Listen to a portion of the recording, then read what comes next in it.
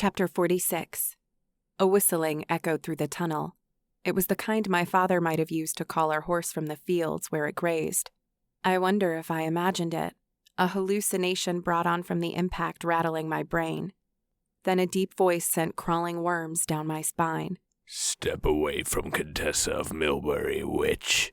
Despite the dizziness, I lifted my head and dropped my hands down beside my hips to push myself up. The world tilted hard on its axis. I leaned to one side and retched. When I brought my focus back around, a figure washed entirely in black stood at the turn in the outpost tunnel. "Who the hell are you?" Yin asked. "I'm master to the boy you just killed. You have overstepped this day and consequences will be paid." "Is that so?" She raised both hands and fired a thick ray of black and purple light at Wisen the Cruel. He vanished, then reappeared a couple feet to the right as the energy zipped by. His manner was slow, relaxed. She fired again. Once more he disappeared. This time he reappeared on the opposite side, a couple feet closer. Jitters crept into Yin's voice. "Who are you? What do you want?" "Retribution for your disrespect." Although he spoke in a casual tone, every word sent shivers up my spine. He stepped past Trayla as if she wasn't there, paying her not so much as a glance. He ignored Brunk's huddled form. His singular focus was the caster. Yin fired again, same result. This time, he materialized inches away from her, his form seeming to merely flicker. His gloved hand reached out, snagged her around the throat, lifted her into the air, then he pressed her against the wall. "The question is, who are you?" "Yuck." She tried to push words through her closed throat. "Yuck." "Ah, yes, a fine name." His chest rumbled with dark laughter that echoed down the chamber, then returned in repeating reverberations. "Nod your head if you wish to live." Yin's gaze flitted back and forth between the glowing embers that were his eyes, then she nodded furiously. "And you will serve without question." Again, she nodded desperately as the color drained from her face. His gloved hand shot out in my general direction, and I flinched. But instead of a spell meant to destroy me, a black void swirled to my right. Wisen the Cruel turned his head in my direction. "Pledge your service, and I'll kill her now." Although I tried to answer, the world tilted again, and I couldn't force up any words, so I shook my head. "In time, Contessa." Wisen twisted his body, then threw Yin through the void as if she were less than a sack of grain. He approached me, offering his hand. When I didn't accept, he grabbed my shoulders and jerked me onto my feet. "Your stubbornness is understandable as you are but a child, but someday you will beg to serve me. For now I have saved you and your friends. For this, you will owe me a single service when I call for it, or I could kill them now. Choose."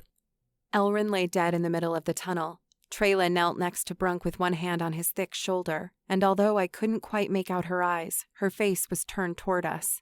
Shabana lay limp against the wall, the shackles and chains her only support. My gaze returned to Elrin Zen. He'd come here for me. He'd come here for Johin. He'd proven noble, and I'd gotten him killed.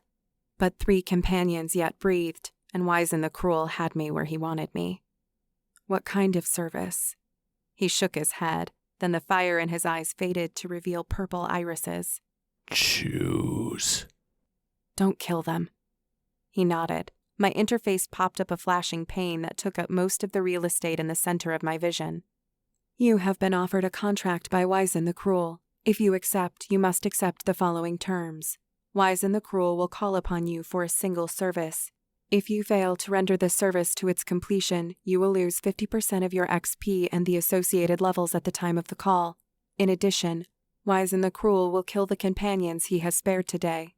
If you complete the service, you will receive 1 full level of XP.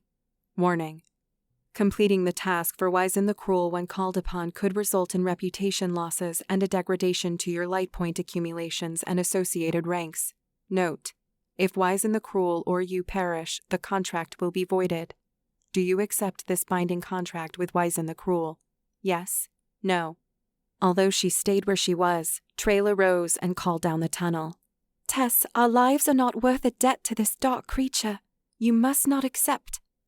Wisen the Cruel flicked a finger in Shabana's direction. Her bindings clinked and her hands fell free. Her body tumbled to the ground. Accept and you can all go on your way. All I ask is a single service, for now. For now, right? I grimaced, then my face tightened. I will not kill for you. To my surprise, he nodded. I can kill for myself. I agree. Now accept the terms. I passed my gaze over each companion a final time, then nodded. You have entered into a contract with Wisen the Cruel. Terms. When called upon, you will perform a service for Wisen the Cruel. Wisen the Cruel may not ask you to kill any living being. Penalties for non-compliance. 1. Minus 50% of all XP gained and accompanying levels will be stripped. 2. Wisen the Cruel will kill the following beings: Trela Shen, Brunk, Shabana. Rewards: XP equivalent to 1 full level at the time of completion. Warning: completing the task for Wisen the Cruel when called upon could result in reputation losses and a degradation to your light point accumulations and associated ranks. Note: if Wisen the Cruel or you perish, the contract will be voided. Wonderful. I'm sure you've made the right choice, Contessa the Fireborn. Fireborn?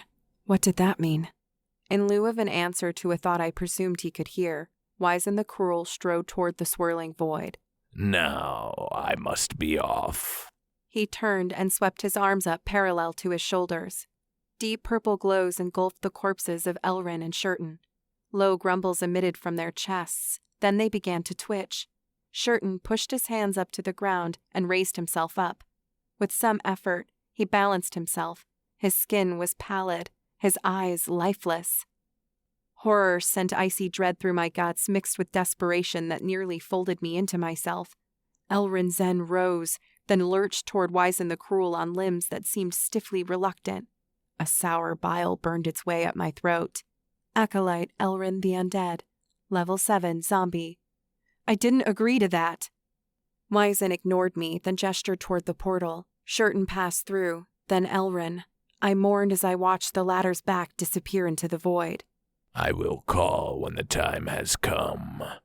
His eyes flashed ember again. Be prepared to answer. You stay the hell away from me until then. Fair enough. He smiled almost pleasantly, and I knew I would have to kill him. Then he stepped into the swirling vortex, which spun faster and faster until it shrunk to a dark pinpoint and blinked out of existence. Chapter 47. The Academy Council sat in their high-backed chairs atop a dais covered in maroon carpet. Magister Lyra sat in the center wearing a disgruntled expression. Masters During, Renard, Mora, and a youngish woman with close-cut, premature gray hair made up the rest of the group. Lyra cleared her throat. The council will now come to order. She flicked 2 fingers in a beckoning gesture. Master Drassenwelling, step forward to be judged. I watched with my back pressed to the back wall, unable to sit as my uncle made his way toward them. He clasped his hands before them, then he bowed. You are accused of heinous actions against the orders of the acting magister of this institution. Magister Lyra looked around at the others seated at the table. I will say outright that I disagree with the purpose of these proceedings in light of the circumstances. In aiding your niece, I believe you acted valiantly in your efforts to protect the innocent. Now that we've discovered the plot by the Warsager's acolyte to bring down the Academy, this seems unjust. But I am bound by my duty, and therefore these proceedings will convene. How do you plead to the charges brought by the Masters? I do not plead. What? Lyra asked. I hereby resign my position as the Grand Master of the Shadow School of Magic as penance for my offense. All eyebrows rose. I pushed off the wall. Roshan grasped my arm, shaking her head. She pressed her lips to my ear. Wait, there is much more to come. Shabana grasped my hand from the other side. I drew back. Muttered whispers rolled through the crowd witnessing the proceedings. Magister Lyra leaned to hear the words of Master Miswell During, then nodded. Are you sure you would rather resign than hear judgment? It is possible for you to remain a member of the Academy if you're willing to show remorse for your crime. I have no remorse. I committed no crime. This is not a justice system. It is an academy tribunal. There can be no penalty of imprisonment, so I decline. As much as I do adore the students and would see them grow to serve the many institutions of the light in Eastern Rubal, I'm not so conceited as to think I'm irreplaceable. Therefore, I resign. And if we banish you from the academy forever? Master During asked. The double doors on the wall where I leaned burst open, then 2 elves in silver plate with golden insignia marched inside. After they stopped, a woman adorned in a white robe with golden trim swept into the room. A circlet of golden leaves wrapped around her forehead, and flowing blonde curls cascaded down her back. Her ears swept into high points, and the sharp features of her elven heritage were unmistakable. I stood almost stunned by her beauty. All parties on the dais shot up from their chairs. Lyra called over the crowd. "Queen Simancia, welcome your grace." The queen stopped, peered over at Uncle Drasen, then nodded. "If I may approach and be heard." Lyra gestured toward the center of the room. "Yes, your highness." The queen flipped her hands over. "Sit. All of you, please." Everyone who had chairs did, save for Master Renard, who stood with his back straight and showed no sign he'd obey. The queen sent him a nod, but since he didn't move, I assumed it was a gesture of acceptance. Perhaps the elven master followed tradition and elves didn't sit before the queen.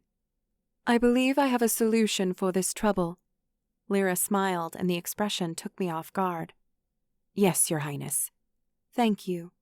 Since Master Welling is willing to resign, and since you have refused to further train his niece," she swept a hand in my direction, then warmth filled my cheeks as all eyes fell on me. "I would make better use of them." "What do you propose?" Lyra asked. "As you know, many of my subjects scour the Eastern Kingdom for magic users to fill your ranks.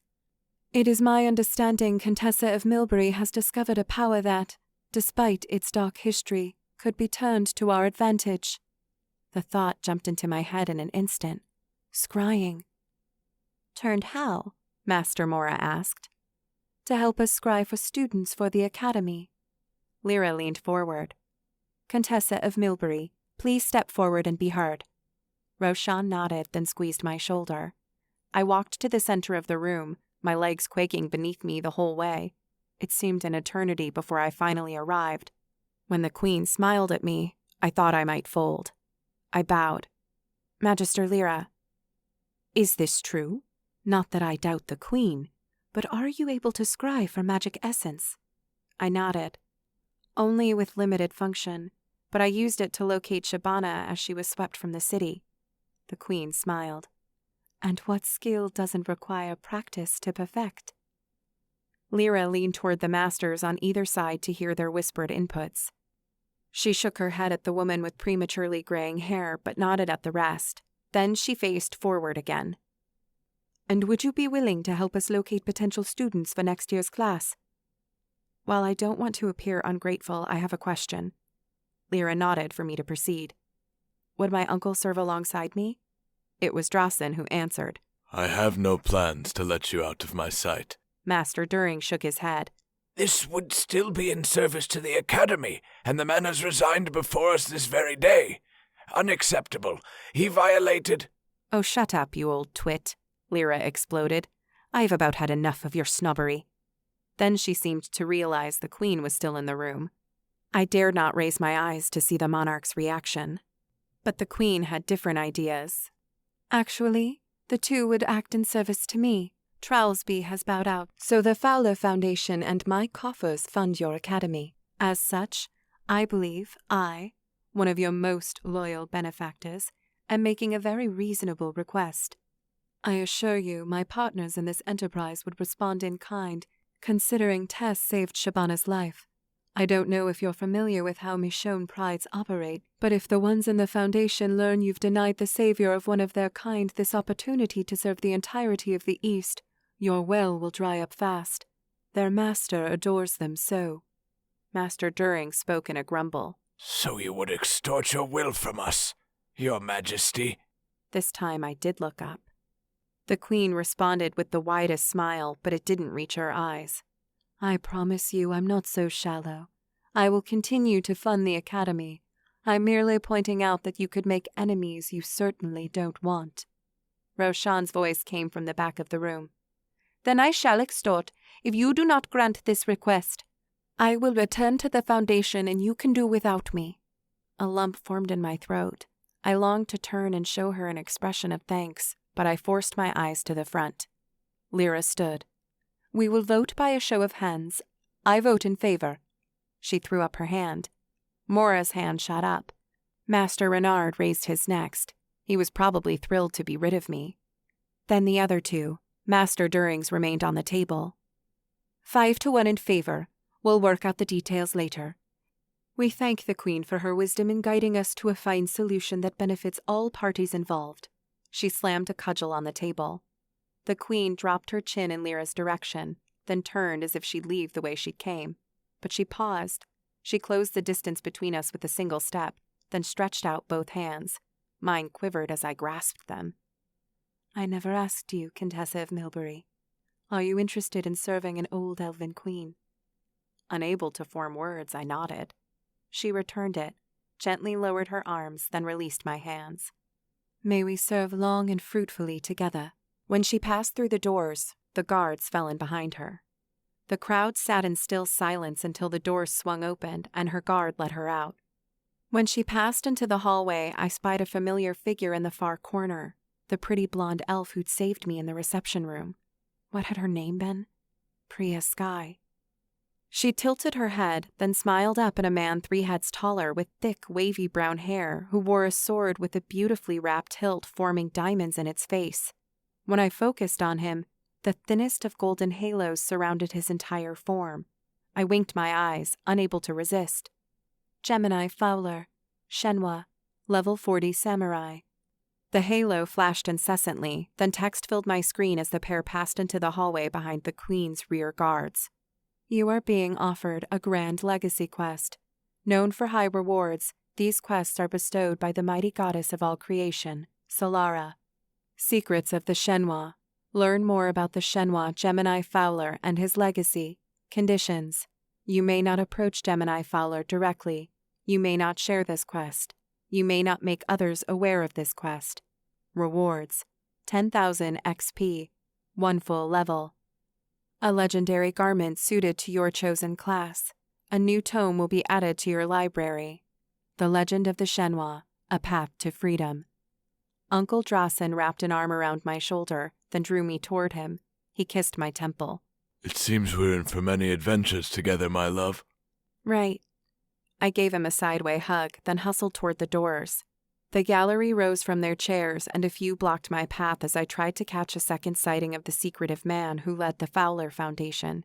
Excuse me. I turned sideways and threw my arms out to knife my way through the crowd. When I finally burst through the hallway and scanned both directions, my shoulders fell. The Shenhua was gone. Epilogue. Infinity Designs Development Lab, Sonoran Desert, Arizona. 2 weeks until release. Juan Romero stared at his screen. The symbols more akin to alien glyphs than code scrolled by as he rubbed his temples. Another anomaly. The king of coders reversed the scroll and checked again. The timing couldn't have been worse. 2 nights ago, Juan had discovered the first anomaly.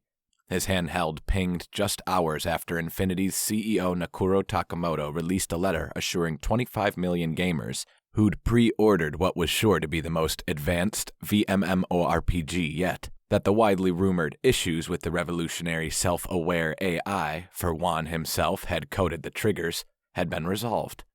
Talk about your shitty timing.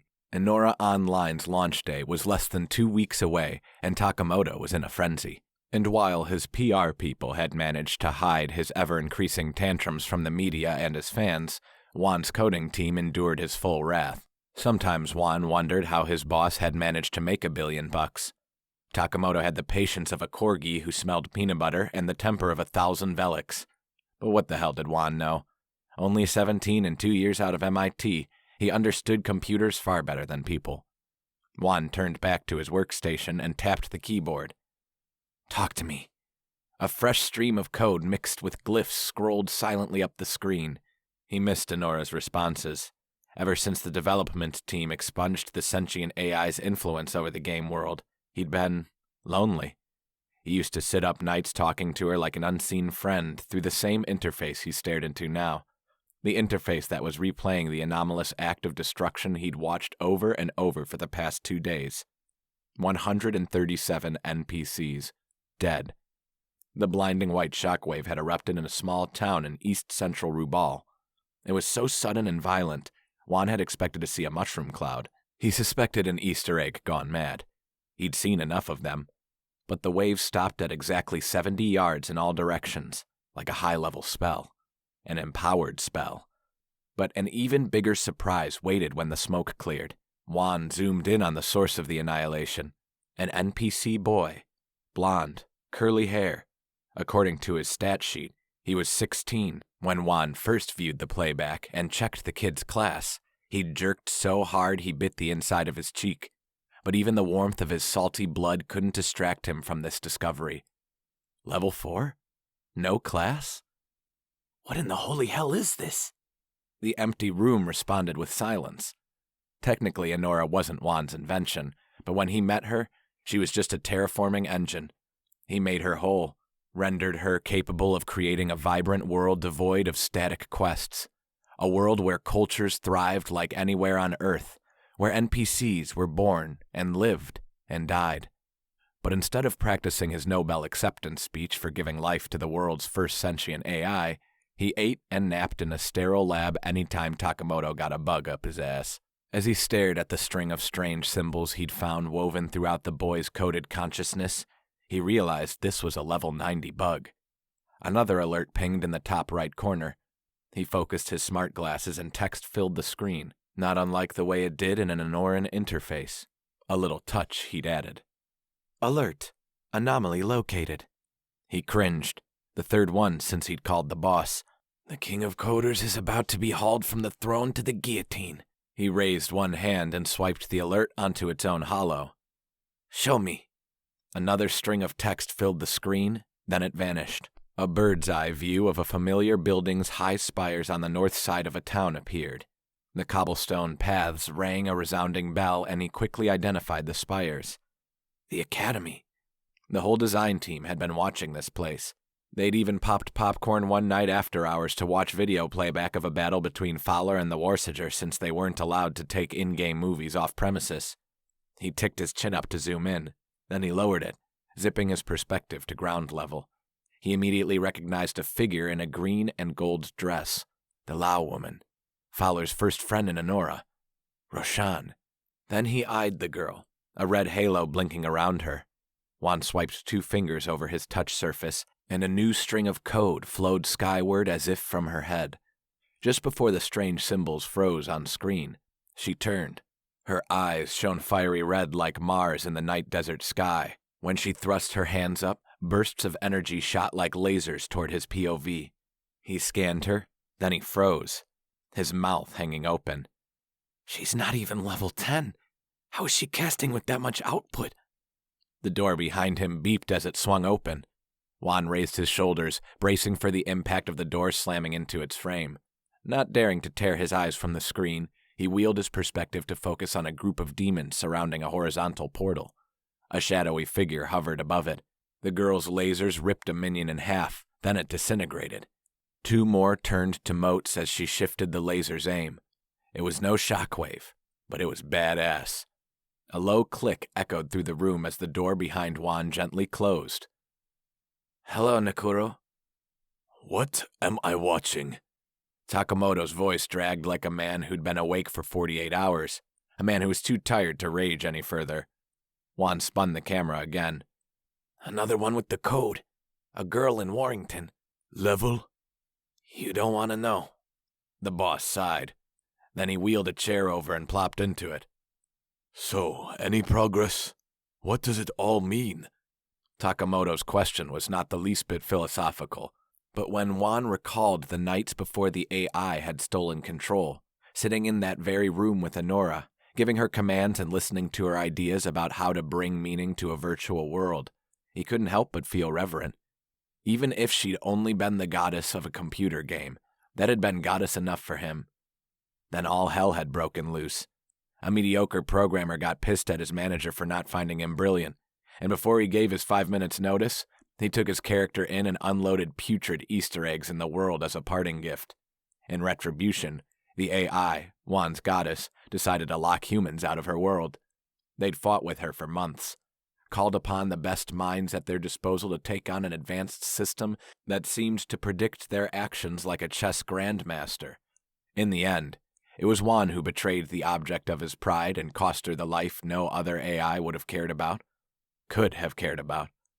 Juan found a back door, left by the same rogue coder who'd almost ruined Enora, and used it to snuff her out. He regained control of the system once and for all. The irony wasn't lost on him, but he'd always wondered how Enora had missed the back door. Now, reading the strange symbols coded into 3 overpowered NPCs, he realized she hadn't missed anything at all. "Juan!" Takamoto snapped his fingers twice. It would have been demeaning if Juan hadn't deserved it. "Give me your best guess. What could it mean? Did the bitch leave something behind before we shut her down? Did she do something that'll ruin the game for players?" "One thing's for sure." Juan spun his chair and peered into Takamoto's bloodshot eyes. He carefully chose his words, delivering his answer in his boss's preferred language. "Whatever she did, Enora took strides to hide her purpose. Worst case scenario, the bitch, as you so eloquently put it, is back." Thank you for listening to The Source, Enora Fireborn Book 1, by Arlo Adams. Narrated by Kelsey Ann O'Dowd and Brian Mesler. Copyright 2021. All rights reserved. Hey there, Enora fan.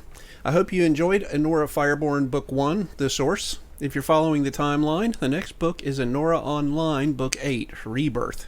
If it's not available on YouTube by the time you hear this and you don't want to wait, you can purchase it at your favorite audiobook retailer, or use an Audible credit, or listen to it ad-free by signing up on my Patreon and supporting me for as little as $3 per month. Patreon is by far the cheapest solution, and the link is in the description if you want to go that way. I hope you enjoyed Contessa's story, and I thank you for listening.